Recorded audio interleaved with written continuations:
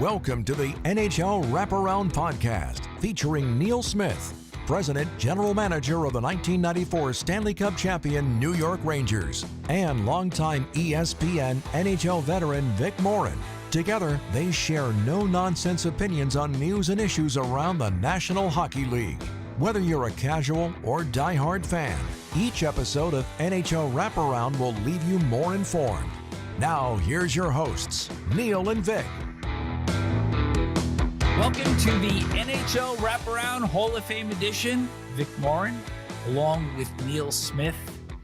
The National Hockey League has a long history of great open ice hitters, from Eddie Shore to Red Horner, Bill Barilko, and Leo Boivin, and even more recently, Jacob Trouba. But in between those eras is perhaps the greatest open ice hitter of them all. And Neil, please welcome Scott Stevens in as our special guest. Scott, it is great. And thank you for doing this, and thank you for being on the show. And it's an honor because you and I got to know each other in '96 with Team Canada. I think that's the first time we got to talk, and then we got to do some TV together. And you were our nemesis for so many years. And, with the Rangers and the Devils, and it was such a great rivalry and so on. So it's really fun to have you on here as on the Hall of Fame show. I want to ask you right off the bat, though, a question that I said to Vic. I got to ask him this. It's driving me nuts that in today's hockey, you see a great hit given out. Let's say Trouba has given out when he played for the Rangers. He gave out a number of fabulous, and he has to fight after every one of those hits. A guy comes in and's got to fight him on a clean hit, no penalty, and a guy comes in and fights him. And I want to ask you, you delivered a lot of great hits in your time, caught guys with their head down. Did you ever have to fight a guy because you gave out a clean hit?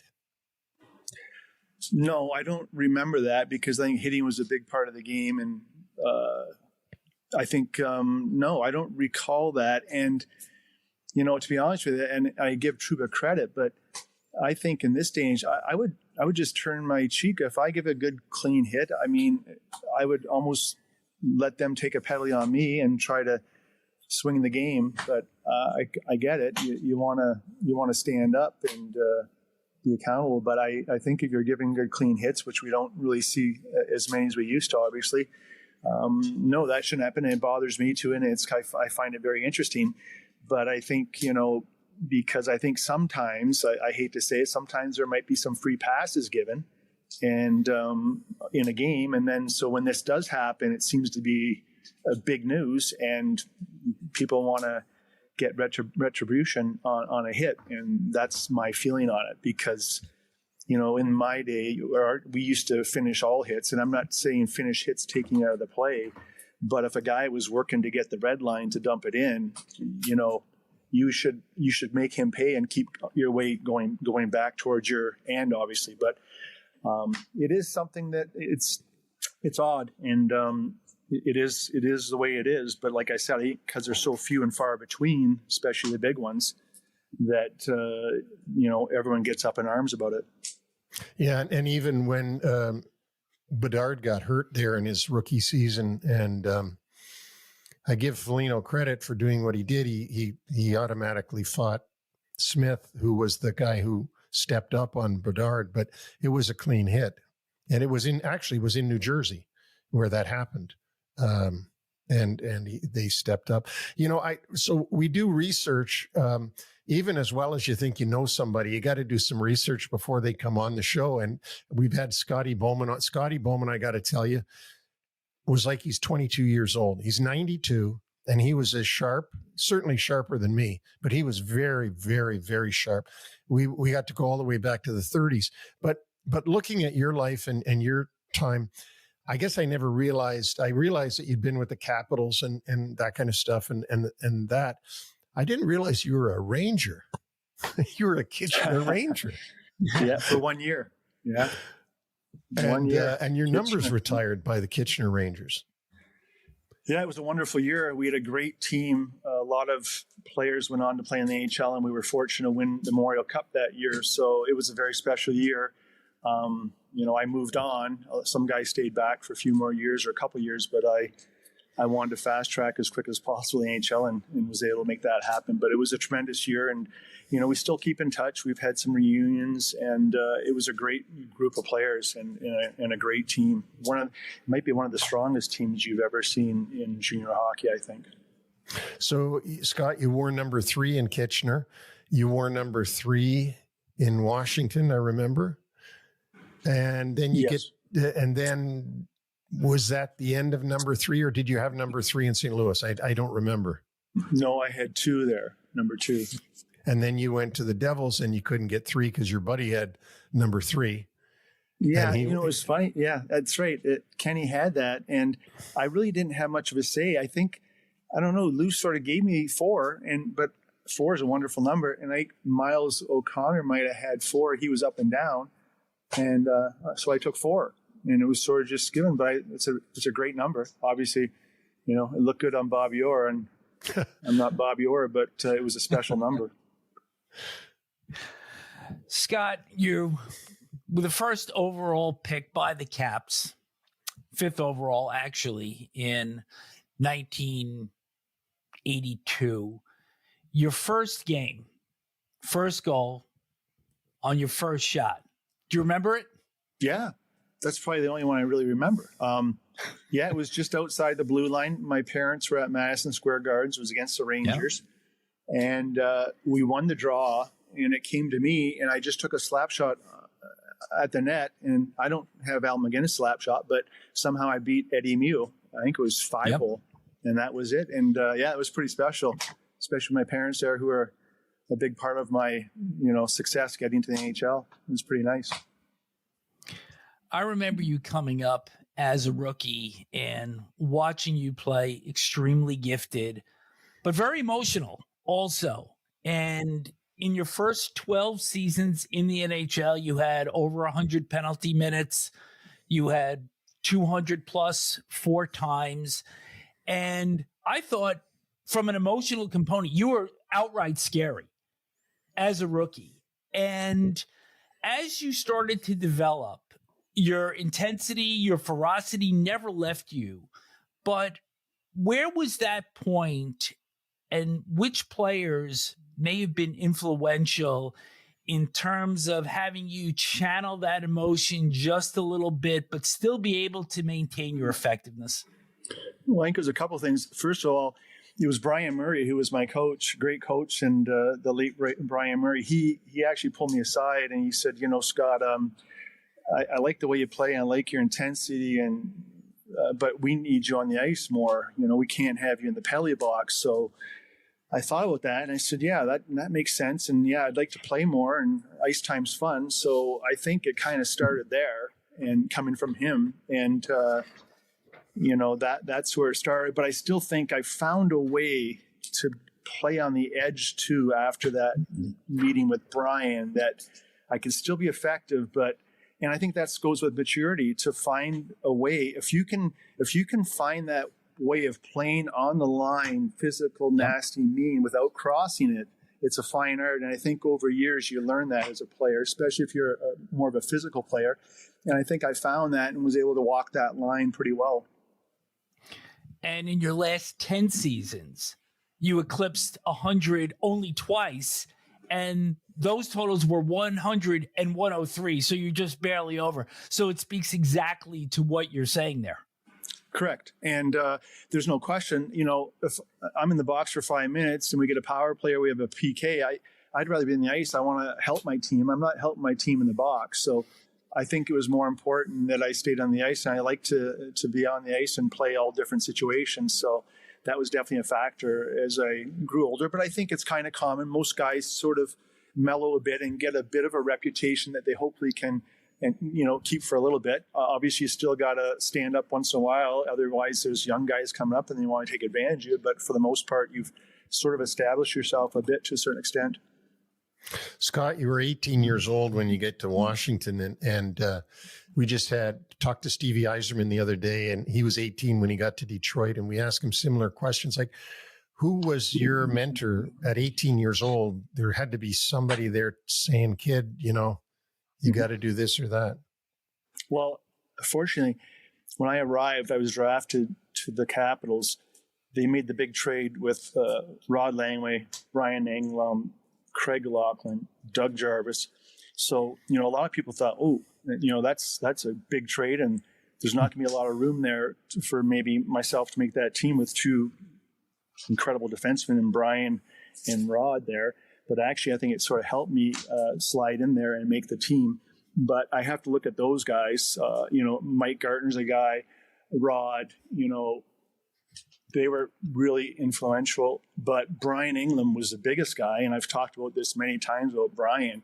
Brian kind of took me under his wing, and I believe I was his partner for a bit of it, but he took me before every game, and we sat down together in our stalls, and he went over the other team's roster, and he's a veteran player, and he told me every guy what to look for, every forward, what they do and watch for. So, he put a lot of time in with me and showed me the ropes and helped me a lot. So, along with those other veteran players, there's a lot on that team when they made that trade, but Brian was pretty special in that way. That's a great story. I didn't know that. And I know Brian Engblom, and I know how insightful he is. I want to ask you too, you go to St. Louis, not about going to St. Louis, but about you were the captain there. I didn't remember that you were the captain there for that 1 year. And then you get to the Devils and you're not the captain the first year. Bruce Driver is, and then you become the captain. And I guess the question is, how did you figure out how to lead? Like, being a leader is something that is in a leader, but you also have to figure it out a little bit. And I think that obviously you were a great leader for the Devils and stuff. But where did that influence come from, or who did you watch and try to take after? Well, to be honest, I think it's just, I don't really say a lot. I will speak when I feel it's necessary, but I always felt leading by example is the best way to be a leader, and on and off the ice. And I think of how I carried myself and what I did, how I prepared, and how I came to practice, how I practiced. I think that's all that counted. And I think that's by far the most important thing. Words are words, and like I said, there was a time, but for the most part, I didn't have to say anything. If I was upset in practice, I would look for a guy with his head down, and I wouldn't be afraid to hit him the same way I would hit the opponent in a real game. And guys knew that, and they knew I didn't like to lose. I was a bit of a powder, and they knew, winning was about winning, and that's why we're there. And I didn't like to lose, and the guys knew that. And like I said, if I wasn't happy in the practice, someone could be in trouble, and they knew that, so they came ready to play. And that's pretty much how it was for me. I didn't really have a lot to say. Like I said, I think that's the best way to lead is by example. Scott, you played your first 8 seasons with the Capitals. You signed as a free agent in St. Louis in 1990.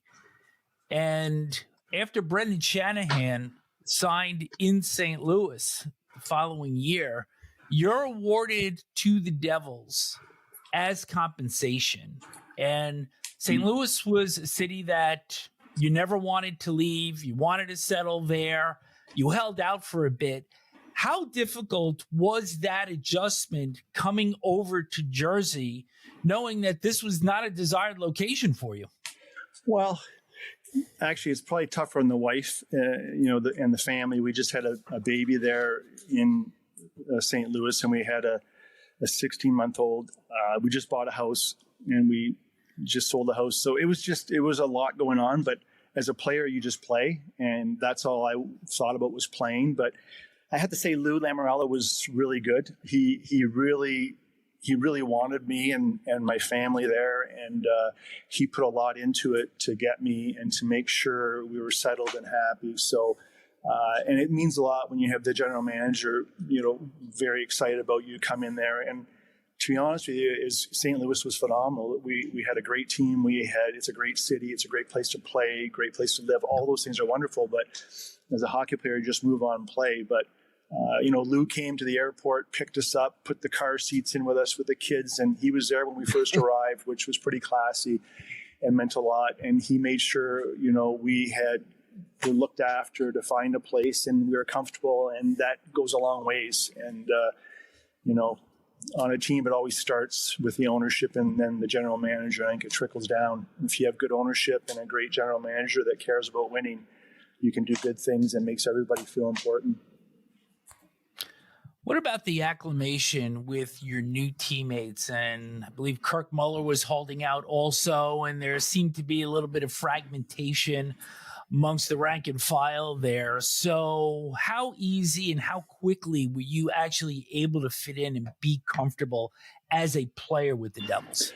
It wasn't too bad. I mean, being like the captaincy was a little bit of a thing for me because, Bruce Driver's a great person, great captain, and that was a little awkward, I thought, but it's fine. I talked with Bruce and I said, Bruce, I still need you a lot. And Bruce is a very organized individual with scheduling and this and that. So I made him well known that I really need your help still in that capacity and in other areas. And he was wonderful, especially stepping in first year or second year being the captain. So that was probably the biggest adjustment for me. But other than that, I thought the team was good. I looked at the team on paper and I was kind of, I was excited about that. Not that you want to leave somewhere, but you got to move forward and look at the positives. So, we sort of had to build and find our identity, and we did that. And we became a difficult team to play against, and it all worked out. But I think that captaincy was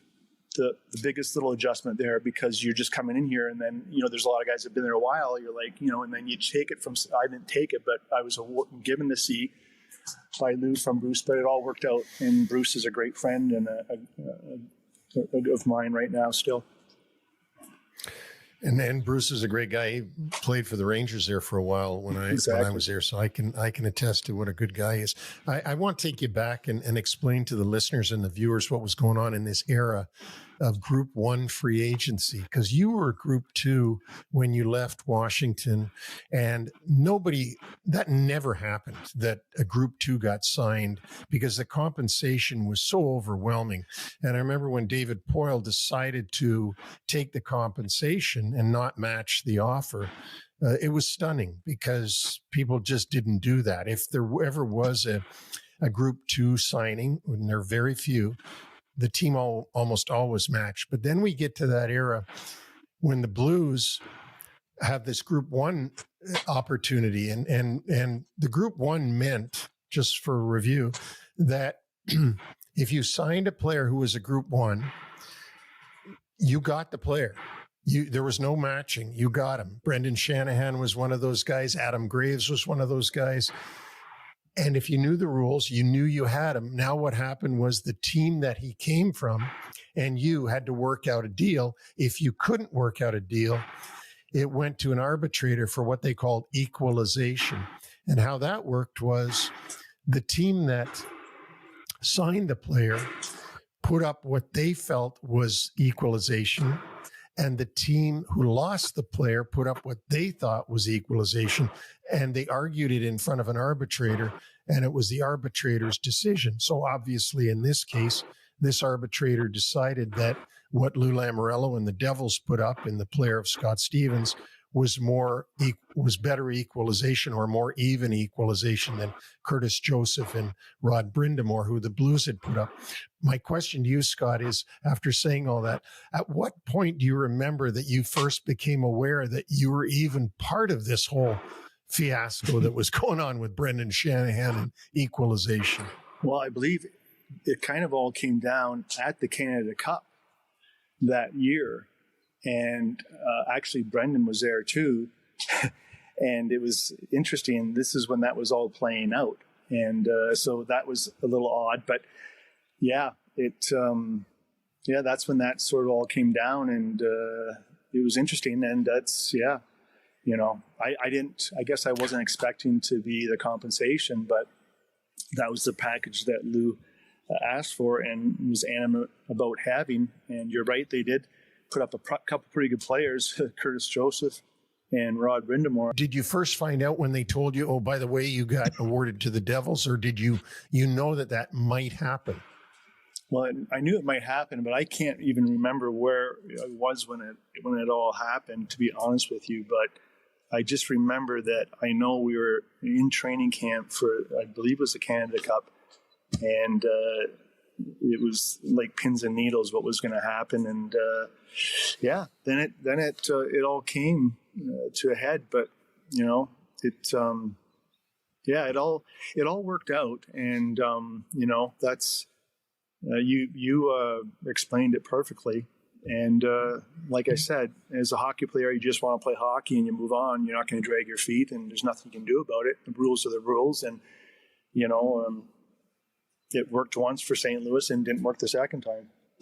But, I was fortunate to win some cups in New Jersey. And sometimes they say everything happens for a reason. Speaking of those cups, you win in 95, 2000. You're the Conn Smythe Trophy winner, winning overtime in Dallas on Jason Arnott's goal, and in 2003 against the Anaheim Ducks. But you and Neil will always be intertwined by one of the series for the ages, the 94 Eastern Final. And as a fan myself of the game, of that series, I thought that Devils team in 94 was the best club personnel-wise that I've seen. And that includes to this date. Even though they didn't win the cup and maybe you just weren't ready to win, whatever the case is, how do you see that 94 team up against the 3 cup winners? Yeah, you're right. That was a big year for us. We put up a lot of points. We were very high in all the different categories, goals against. I even think goals for, we were up there. So it was a really good hockey team, and it was obviously very disappointing. Maybe we're a little young. I'm not sure. Maybe that could that be it? And sometimes you learn from your mistakes and you learn from losing. And I don't think there's anything to be embarrassed about that. Obviously, we felt whoever won that series was going to probably win the cup, and it turned out that way for the Rangers against Vancouver. So I think if you learn from it and become better, that's the most important thing. And I think we did as a team, and we're able to go on and win 3 Stanley Cups. And that's the way I look at it. Obviously, you'd like to win them all. We had a chance to win back-to-back. I believe it was after maybe 2001, I forget, but we lost to Colorado. Yeah. Game 7. So That hurt. So we were there. We had a really good team. I think like a little mini dynasty, almost you could say, but maybe not enough. But yeah. Can you talk about that first cup against Detroit, which ended in a sweep? And the regular season wasn't great. It was a truncated season because of the lockout. You managed to get in. And then once you get in, everything started to roll for that club. Yeah. I think there's a lot of distractions that year with the lockout. And, I think I think it made it very difficult to make the playoffs and to win that year. And I think Mark Messier said that. He said, that's hard. You can look at it and put an asterisk, but that might have been one of the harder years to win a cup. And you're right. We didn't have a great regular season, which was a shortened season. But I think by having the experience from the year before playing the Rangers and losing that, we kind of knew, and there's no such thing as a switch, but I think we all knew that when we had to batten down the hatches, we could do that because of what we went through the year before. And I think we just started to win the playoffs, and we just got better and better as the playoffs went on as a team, and got back to where we were the year before when we played the Rangers and lost. And we never said this, but we felt invincible as we were going through that playoff run. And I think if you watch the finals, we pretty much dominated, which a very, very good hockey club in Detroit. So It shows you how, like I said, we knew we were good, and we just kept getting better and stronger and had that great feeling that we weren't going to lose.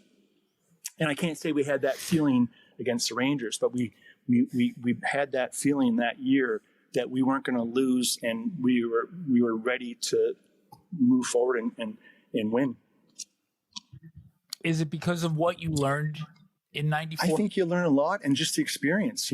I can't put my finger on it, but you gain experience, and I think you learn from mistakes in life, don't we? I mean, everyday life, not just sports. So why not in sports? And I think that's how it works sometimes.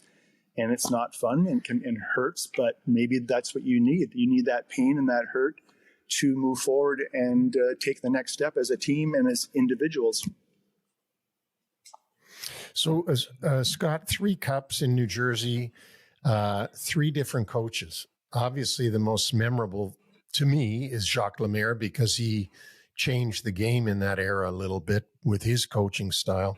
But you also had Larry Robinson, who came in late that season and guided you to a Stanley Cup. And then Pat Burns, dearly departed Pat Burns, who was just a great hockey man. All products of the Montreal Canadiens, those 3 guys. Can you talk about those 3 different coaches that you had? Yeah.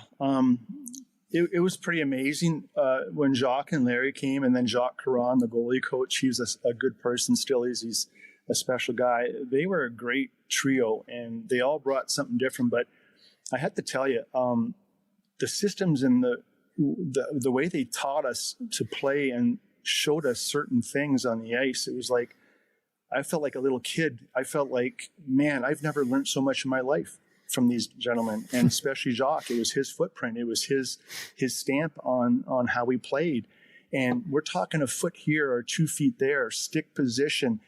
And you don't think that means a lot, but it does. It's a big part of the game, positioning, keeping people where you want to keep them, keeping them in that dangerous area. And we were excited, and we learned so much, and we could see how it worked. You worked in practice, and you had some failures trying it, how to play a 2-on-1 and this and that. But then before long, we honed our skills, and we became really good at the system and playing a certain way. And then you put into the game situations, and you start winning, and it's like, man, it was like you got to rejuvenate a second shot. That's my 13th year, and I had a lot of good coaches, and I learned a lot. But I learned by far the most that year with Jacques Lemaire, and I know the other guys felt the same way. It was like, wow, man, we're winning, and it seems it's so much fun, and all these things are working. How to play a 2-on-1, how to come back in your own zone and be positional and take this away, take that away, give the goalie this, you take that. It was fun. And it took a little bit, but Jacques was good, and it was awesome. And that's, like I said, learned a lot. Learned the most I learned in 13 years. And Scott, I want to skip forward to Larry Robinson, because that year, if my memory serves me right, Lou fired the coach late in the season. Robbie Ftorek. Robbie Ftorek. Yeah, and they had Larry take over. And then Larry guides you to a Stanley Cup win. I mean, it was unheard of in the NHL for a coach to be relieved at that point in the season, and his replacement guide the team to the Stanley Cup. Yeah, what do you think about GM doing that? Takes a lot, doesn't it? I mean, oh my gosh, that's like sticking your neck out. But he believed we need another voice. He didn't like the way we were going towards the playoffs, obviously, and he felt Larry was the guy that everyone held so high, and everyone had so much respect for Larry. I think he felt that he would be the guy that would get everyone's attention and get us back to where we need to be to win again. And it worked out beautifully. We still had some ups and downs against the Flyers. We were in a critical position until Larry kind of came in and had a speech and was like, I don't know what team you guys are, what you're doing, but that's not us. That's not even close to who we are as a team and how we play. And I think from there on, it sunk in, and, we got together. Like, Larry's right. We're not playing our game. We're not playing how we have to play to win and have success. And we were able to come back, and I believe we had to win 3 straight against the Flyers, and 2 of the wins had to be up there. So you pretty much had to play flawless hockey to make that happen. And we were able to do that and go on to win a Stanley Cup. But, you always have those challenging moments, those moments in a series or in a playoff run where you're challenged as a team, and that could be the defining moment. And I think that whole that part was the defining moment where Larry came in and just was very upset and couldn't believe what he was watching, how we were playing, and not giving ourselves a chance to win. And then we got back on track and started playing for each other and playing the right way and playing the systems. And we won our second Stanley Cup. And then your third cup comes from another coach and famous coach, coached a lot, Pat Burns, different personality again.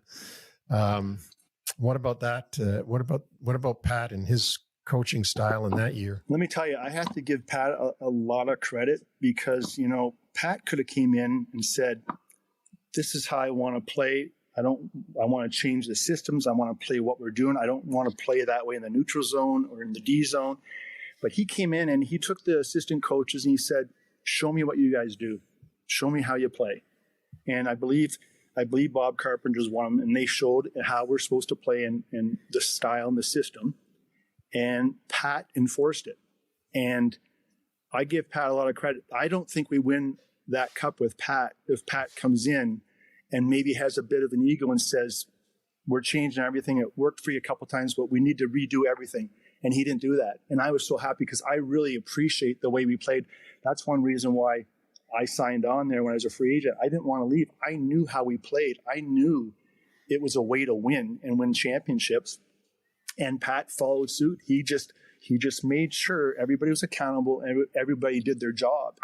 And that's how we won. And I'm so happy for Pat. And the way he came in and handled that was superb.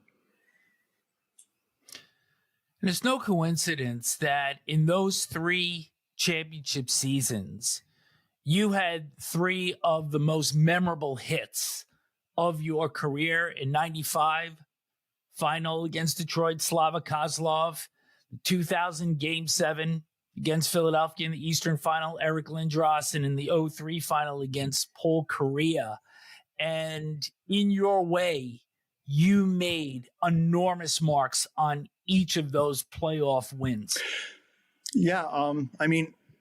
When I was playing physical, the other things for my game, they came easy. If I tried to do it a different way, it didn't work. It didn't work for me. I had to do what got me there. And when I was playing physical and mean and nasty, finishing my checks, the other parts came. If you get an assist or you score a goal, that came easy. But if I tried the other way, it didn't work. So, and I think it's a huge part of the game. I think it's an intimidation factor. And I don't, when the other team sees a big hit, I think it drops them down a notch just as a big goal sort of brings you up. And I think you can change the game a little bit with a big hit, just like a big goal or a shorthanded goal can do the same thing. I tried to inspire my team or get an edge by being physical and being intimidating on the ice. So we started the show talking about you, open ice hits. We've just done it again. 14th all time in career penalty minutes, 2,785. Yet your style, the way you hit shoulder down, I think people would say, well, this guy had to have taken a lot of dirty penalties during the course of his career. Do you know how many elbowing penalties you actually had during the course of your 22-season NHL career? I think someone told me that. I think it might have been 1. It's actually 4. But still, for the amount of punishment that you gave out, for that number to be that low is a true testament to the way that you played the game. Vic, those were all bad calls, They were. Well, I'm glad that we're bringing a little bit of levity into this show now. But you're right. You know what? I wanted to play clean. I'm a guy that sticks up for people. I don't want to see people get hurt, but I took a lot of pride in playing clean and giving a good hit. And I think I had it down pretty well because you can make mistakes. And when you play that way, things change quick. So, I think I'm pretty fortunate. And that's when someone told me that, I was like, wow, that sort of helps because there's a lot of people that kind of say other things about you, but that's what the world's about, right? You got 50 that love you, 50 that hate you. But that's fine. But no, it's interesting. It's an interesting point. But like I said, I always practiced and wanted to make sure I had a clean hit. I never wanted to put my team down with a penalty, with a bad hit, or running myself out of position for a hit that would create an odd man situation. So, yeah. But I mean, when you do something so long, and I was a physical guy right from the start. You know, when I was a little kid, when I played the game, I was always pretty physical from a little toddler. Well, you did bring some comedy to the show by saying all those calls were bad. And I don't know what's funnier, that or Robbie Ftorek throwing the bench onto the ice in Detroit, which kind of led to his firing. That was a moment that we don't quite see. But something that you don't know, Scott, and Neil knows this, and you'll see where I'm going with this in a second, that, you know, in order to burn off a little bit of nervous energy before we come on the show, I always have the Three Stooges on before we start our shows, and understand that you are a fan of the Three Stooges from what we were reading. And look, we all love Curly. Larry was the straight guy. Shep is an acquired taste. But given the amount of punishment you gave out during the course of your career, I see you kind of more as a Mo fan. Yeah, absolutely. I mean, yeah, that was a fun show, a great comedy, and yeah, they took a lot of abuse. Those guys, they took a lot of pain, but it was fun to watch that with my brothers. That was our go-to. Did you ever try any slapstick with them? No, I didn't. No. Well, yeah, I mean, growing up with three brothers, we did have our, you know, it was a pretty crazy household. My mom never finished the living room until we were older because, you know, we played mini sticks there and the wicker got broken. So she waited till we were growing up and out of the house to finish decorating and doing certain things in the house. So, you know, we were competitive, the three of us. So that kind of helped, you know, in making the NHL.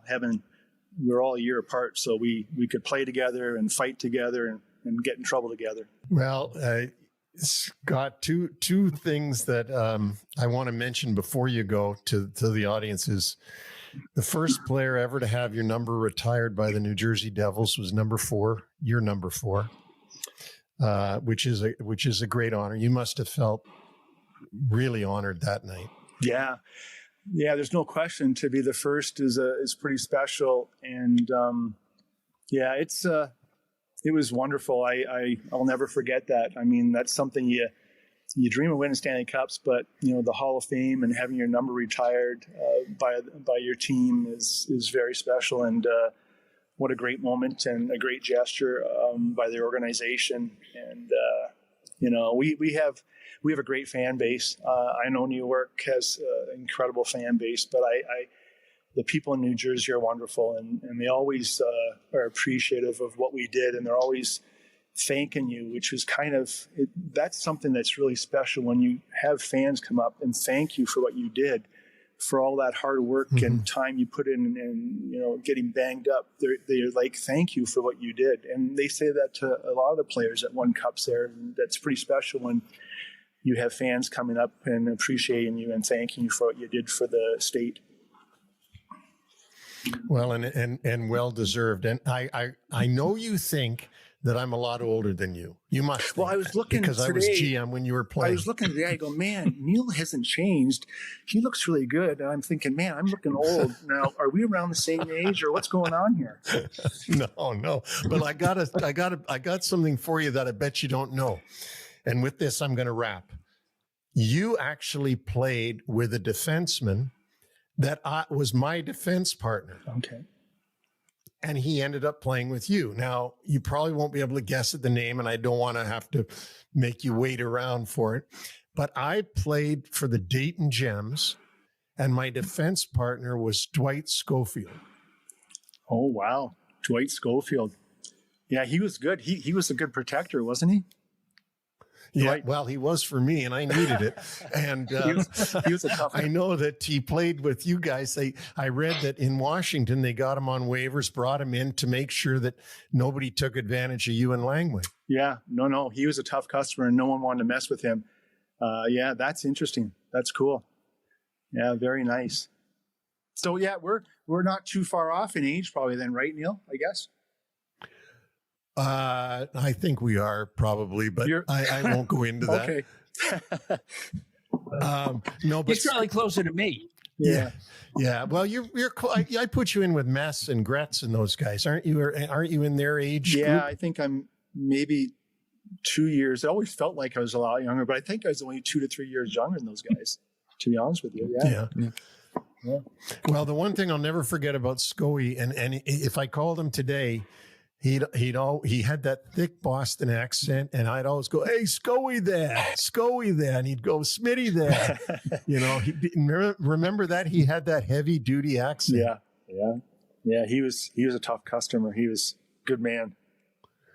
Yeah, right out of Boston. Well, listen, thank you, Scott, for taking time at your cottage to do this with us. It's really fun. It's cathartic for me, and I know how much Vic enjoys these, and we enjoy going down memory lane. And who deserves memory lane more than you guys?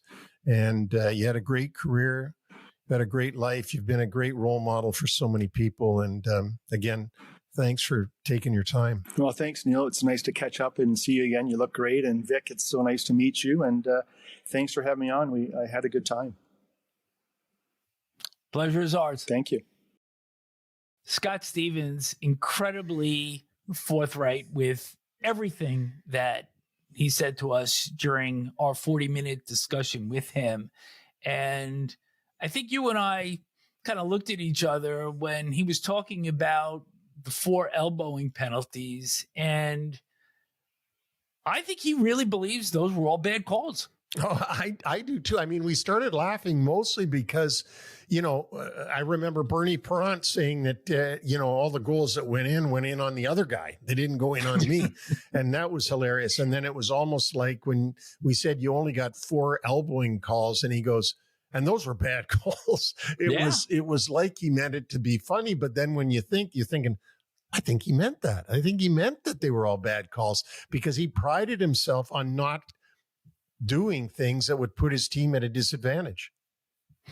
I think one of the things that kind of gets lost in Stevens' career are some of the statistical accomplishments. We had 13 All-Star game appearances, 908 career points, and perhaps the most impressive stat of all, 22 seasons in the NHL. He was never a minus player. Yeah, that is amazing. That is amazing, because usually when you're a defenseman that logs the amount of ice time that Stevens logged, and you have a tough year, like, for example, 96, when they missed the playoffs after winning the Cup in 95, you usually, it's pure math that you're going to end up as a minus, because you're on the ice all the time in a losing season, and he never was. Inducted into the Hall of Fame in 2007, arguably the greatest player class ever, as Stevens went in with Ronnie Francis, Mark Messier, and Al McGuinness. Yeah, those are 4, first ballot Hall of Famers for sure. And of course, somebody else that you were close with went in the builders category that year, Jim Gregory. Yeah, and Jimmy dearly departed, unfortunately. What a man, what a great man Jim Gregory was, not only in his time as GM of the Toronto Maple Leafs, but also in all the many years he served at the league office. Great show today. A lot of fun having Scott Stevens on. And I'm really loving this Hall of Fame franchise, because you get to look back at so much and really walk these players through their entire lives. And I think for us, and I think for our listeners too, it's very fulfilling to get these Hall of Fame players, away from the game element, but really more in a reflective mode. Exactly. And being very insightful and very, intellectual about their answers in thinking them through and giving you answers that as a player they could never have given you. But now at this age, after retiring, they can reflect back on their career and really talk in depth about what they had accomplished and who helped them accomplish that. That'll wrap up our show for today. Thank you for tuning in for the latest episode of NHL Wraparound Hall of Fame Edition. We'll have another Hall of Famer for you really soon. Once again, thanks for watching.